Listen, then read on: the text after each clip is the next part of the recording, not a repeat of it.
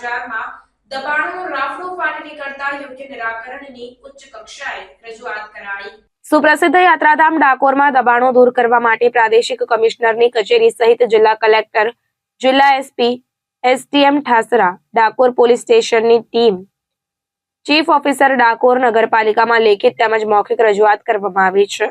યુવા કોંગ્રેસી કાર્યકર અને ખેડા જિલ્લા કોંગ્રેસ સમિતિના મંત્રી કૃણાલ શર્મા દ્વારા દબાણો દૂર કરવા માટે અને દૂર દૂરથી આવતા યાત્રાળુઓને મુશ્કેલી ન પડે તેવું સુમેરું આયોજન કરવામાં આવે તેવી લેખિત અને મૌખિક રજૂઆત કરવામાં આવી હતી।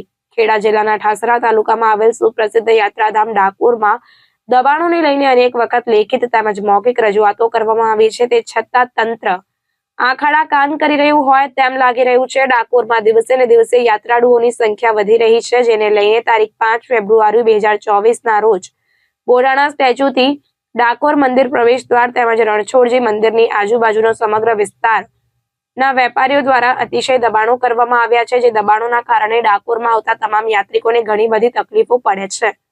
શનિવાર અને રવિવાર તથા પૂનમની જાહેર રજાઓમાં યાત્રાળુઓનો ઘસારો વધારે રહેતો હોવાથી અને દૂર દૂરથી આવતા યાત્રિકોને દબાણોને લીધે ઘણી તકલીફો વેઠવાનો વારો આવે છે। દબાણો વહેલી તકે દૂર કરવામાં નહીં આવે તો ગાંધી ચિંધ્યા માર્ગે આંદોલન કરીશું તેવી ચીમકી પણ કૃણાલ શર્મા દ્વારા ઉચ્ચારવામાં આવી છે।